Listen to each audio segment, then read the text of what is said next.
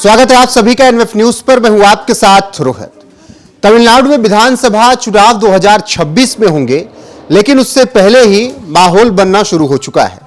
और अब की सबसे ज्यादा अगर लाइमलाइट में कोई है तमिलनाडु की राजनीति में, तो वो है टीवीके के अध्यक्ष विजय थलापति। और हर दिन के साथ वो सुर्खियों में बने हुए हैं।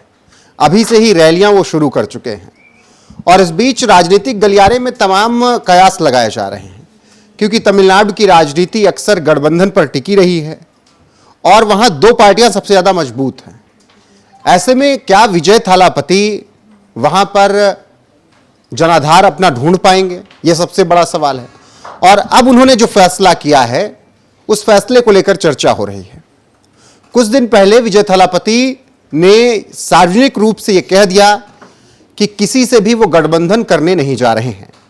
टीवीके सभी सीटों पर अकेले चुनाव लड़ेगी। ना डीएमके के साथ गठबंधन होगा, ना ही बीजेपी के साथ, क्योंकि इन्हीं के खिलाफ हम लड़ने के लिए आए हैं और इनसे हम गठबंधन नहीं करेंगे।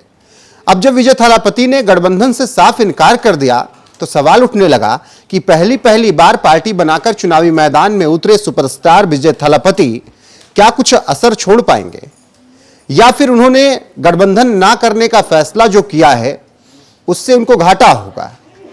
यही आपको विस्तार से समझाएंगे कि विजय थालापति के लिए चुनौतियां क्या हैं और किस तरीके से उनकी पार्टी के साथ तमाम विवाद भी जुड़ रहे हैं हाल फिलहाल में। लेकिन यह सब बताने से पहले विजय थालापति ने क्या कुछ कहा है वो आपको बता देते हैं। बयान दिखाएगा। विजय थालापति अध्यक्ष टीवीके कहते हैं, टीवीके किसी से डरने वाली पार्टी नहीं है और ना ही हमारा कोई भूमिगत माफिया कारोबार है। पूरा तमिलनाडु हमारी ताकत है। आइए हम मिलकर भाजपा और जहरीली द्रमुक के खिलाफ खड़े हों और लड़ाई लड़ें। मुझे किसी गुलामी वाले गठबंधन में शामिल होने की जरूरत नहीं है। हमारा गठबंधन स्वार्थ पर नहीं, आत्मसम्मान पर आधारित है। तो विजय थालापति का यह बयान है। इसमें उन्होंने साफ कहा कि वो किसी भी गुलामी वाले गठबंधन पर भरोसा नहीं करते हैं, किसी भी गुलामी वाले गठबंधन में वो हिस्सा नहीं लेंगे और टीवीके इतना सक्षम है कि वो अकेले चुनाव लड़ सकती है। अब इसके बाद उन्होंने प्रधानमंत्री नरेंद्र मोदी और बीजेपी पर जमकर हमला बोला और कहा, आप हमारे लिए जरूरी काम नहीं कर रहे हैं। यह बात उन्होंने केंद्र की बीजेपी के लिए कही है। आप आरएसएस के साथ गठजोड़ करके लोगों को खुश करना चाहते हैं। आपको लगता है कि 2029 तक का सफर आसान होगा, लेकिन याद रखिए, पानी की बूंदें कमल के पत्ते पर नहीं टिकती। तमिलनाडु के लोग भाजपा से नहीं जुड़ेंगे। हमारे मछुआरे गिरफ्तार हो रहे हैं। कृपया कच्चा तीयू हमारे मछुआरों को वापस दीजिए। हमें नीट परीक्षा नहीं चाहिए, इसे खत्म कीजिए। आप हमारे लिए जरूरी काम नहीं कर रहे हैं। भाजपा अल्पसंख्यकों के साथ भेदभाव कर रही है। तो ये दो बयान विजय थालापति के बताते हैं कि वो सीधे सीधे बीजेपी आला कमान से टक्कर ले रहे हैं और इसके अलावा स्टालिन को भी चुनौती दे रहे हैं और ये बता रहे हैं कि आपकी जो द्रविड़ीय राजनीति है उसे मैं खत्म कर सकता हूं।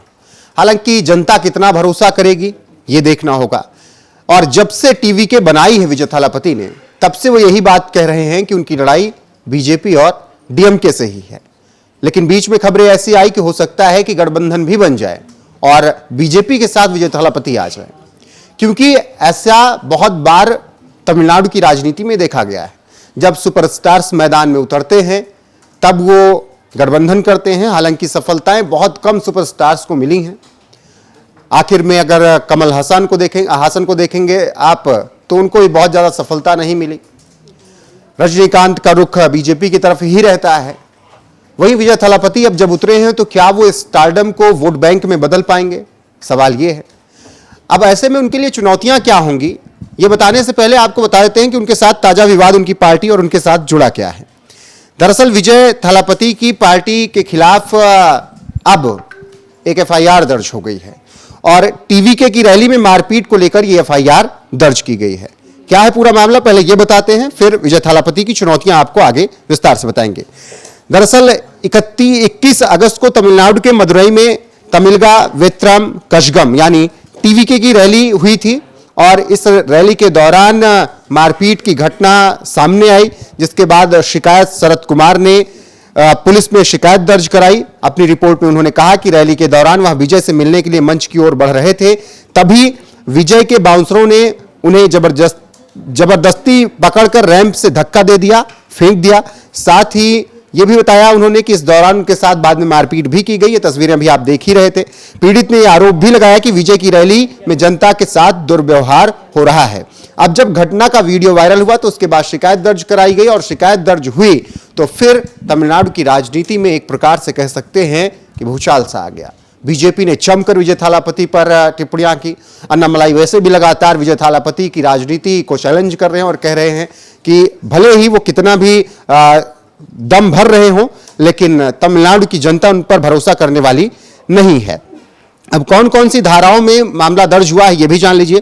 पुलिस ने भारतीय न्याय संहिता बीएनएस की धारा 189(2), 296(b) और 115(i) के तहत मामला दर्ज किया है। यह धाराएं अवैध जमावड़ा, शांति भंग करने और गंभीर अपराध के लिए उकसाने के संबंध में दर्ज किया गया है। तो एक तरफ विजय थालापति गठबंधन ना करके ये कह रहे हैं कि वो अकेले चुनाव लड़ने के लिए तैयार हैं और दूसरी तरफ अब विजय थालापति की पार्टी की मुश्किलें भी बढ़ रही हैं और जिस तरीके से उनकी रैलियों में इस तरीके की खबरें आ रही हैं कि कभी कार्यकर्ताओं के साथ झड़प हो रही है, कभी किसी और को मार दिया जा रहा है, उससे वो सुर्खियों में बने हुए हैं और विवादों में भी घिर रहे हैं। इससे पहले विजय थालापति जब रमजान का मौका था तो उस दौरान भी इसी तरीके से विवादों में घिरे थे जब उन्होंने इफ्तार पार्टी दी थी। हालांकि मुस्लिम वोट बैंक को साधने के लिए उन्होंने पूरा प्रयास किया था, लेकिन मुसलमानों ने इसका वहां पर विरोध कर दिया था। अब विजय थालापति के समर्थक ही उनका विरोध कर रहे हैं। ऐसे में जो विजय थालापति बिना गठबंधन के तमिलनाडु में चुनाव लड़ने का पूरा दम भर चुके हैं और डीएमके और एआईएडीएमके को सबक सिखाने की तैयारी कर चुके हैं, उनके लिए चुनौतियां क्या होंगी तमिलनाडु में, यह जानना भी बेहद जरूरी है। तो विजय थालापति के लिए चुनौतियां क्या होंगी तमिलनाडु चुनाव में, वो आपको बताते हैं, दिखाएगा। विजय थालापति की चुनौतियां। तमिलनाडु की राजनीति दशकों से दो प्रमुख द्रविड़ की राजनीति करने वाली पार्टियों के बीच रही है। डीएमके और एआईडीएमके इर्द गिर्द घूमती रही है। इन दोनों पार्टियों का राज्य में 70 से 80% वोट शेयर है। बीजेपी भी अब बढ़त हासिल करते हुए 10 से 11% वोट यहां पर हासिल करने लगी है। ऐसे में विजय को अपनी पार्टी के लिए पार्टियों के वोट बैंक में सेंध लगाना एक सबसे बड़ी चुनौती होगी। तो द्रविड़ पार्टियों का दबदबा क्या विजय थालापति खत्म कर पाएंगे या उसमें सेंध लगा पाएंगे, ये सबसे बड़ा सवाल।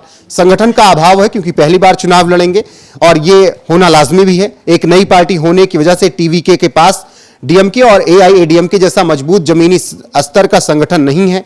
चुनाव लड़ने के लिए 234 सीटों पर मजबूत उम्मीदवार उतारना परेशानी खड़ी कर सकता है क्योंकि विजय एक अकेले चेहरे हैं इस पूरी पार्टी में और वो कैसे सभी सीटों तक पहुंच बना पाएंगे, कैसे सबके लिए वो चुनाव प्रचार कर पाएंगे, ये सबसे बड़ी चुनौती होगी। स्टार पावर को वोट पे क्या बदल पाएंगे, ये बड़ा सवाल है। विजय का स्टारडम कैसा है, ये तमिलनाडु भी देखता है और ये उत्तर के भी लोग देखते हैं। उनकी फिल्में हर जगह चलती हैं, लेकिन विजय की फिल्मों को लेकर उनके प्रशंसकों की दीवानगी जिस तरीके से है, क्या वो वोट में तब्दील होगी, ये सवाल है। लेकिन स्टार पावर को वोटों में इन दर्शकों को बदल पाना, इन प्रशंसकों को बदल पाना एक मुश्किल वाला काम होगा। इससे पहले भी कई सुपरस्टार चुनाव में अपनी किस्मत आजमा चुके हैं, लेकिन वो अपने स्टारडम को चुनावी सफलता में नहीं बदल सके। आखिर में आपने कमल हासन का उदाहरण देखा ही है। गठबंधन की राजनीति पर अगर बात करें तो तमिलनाडु में बहुत ज्यादा असरदार रहती है।